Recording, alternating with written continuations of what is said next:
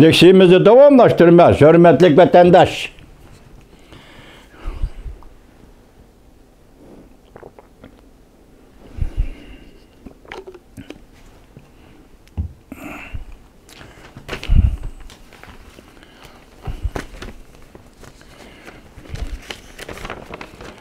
Hürmetli vatandaş, bugün çislağa 2021 yıl 2. ayının 24. günü. Sizlerge yukarıda anlatkan iki parça leksiya ötkende kalıp kalgan leksiyanın devamı.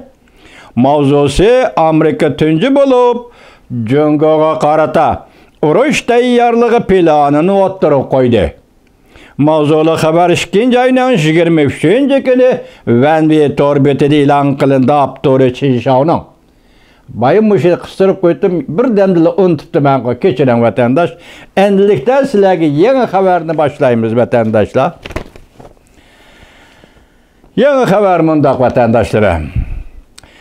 Beijing hükümetinin 2 nefer Kanada grejdanını söhbet destekiga aylandırğanlığını ayıplap Prezident Joe Biden bilen Kanada'nın veziri Trudeau Jungo'nun tehdidiga ortak taqabul turishni maslahatlaştı.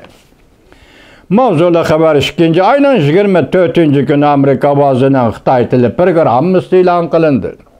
Haber mındak başlandı.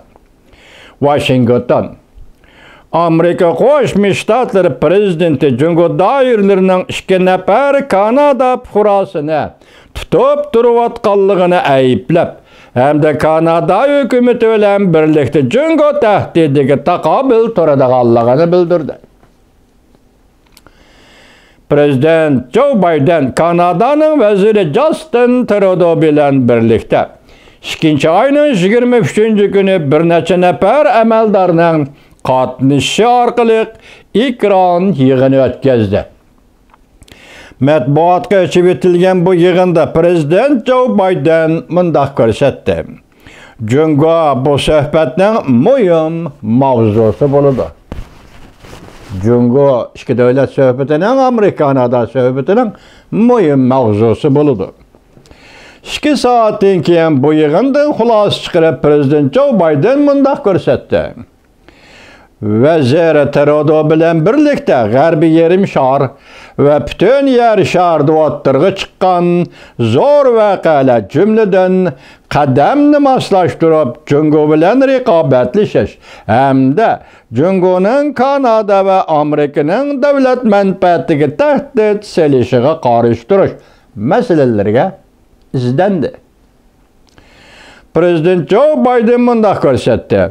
Jungo'da nazarband qilingan 2 nefer Kanadalik Michael Spavor ve Michael Cowridge qatorliqlarning turmadan qo'yib berilishini qo'llaydiganligini qayta izhor qilishga mening qayta izhor qilishimga ruxsat qilinglar. İnsanlar davlatlararo suhbatning dastigi emas. Şunu bilişin gerek ki biz birlikte tirishchanlik ko'rsatamiz. Taki ular, yani Kanadalı fuqarolar Jungo'ning turmisidan o'z davlatiga bexatar qaytib kelgicha. Prezident Joe Biden mundaq ko'rsatdi. Kanada, Amerika dunyoviy kishilik huquq qimmat qarashlariga va demokratiyaga qarshi harakatlarga birlikda qarshi turdi. Prezident Joe Biden mundaq ko'rsatdi. Kanada, Amerika dunyoviy kishilik huquq qimmat qarashlariga va demokratiyaga qarshi harakatlarga birlikda qarshi turdi. Oqsaroy bayonotida mundaq ko'rsatdi. Amerika, Kanada rahbarlari ikki davlatning zich hamkorlashib, Jungoga qaratgan siyosatlarini moslashtirib, Jungoning xirislariga taqobil turishni, jumladan tahdid xarakterlik adolatsiz iqtisod siyosatlariga, davlat bexatarligiga xiris qilishlari va kishilik huquqni dafsanda qilish harakatlariga qandoq taqobil turishni kuchaytirish to'g'risida maslahatlashdi. Devamını anlayacağız, hürmetli vatandaş.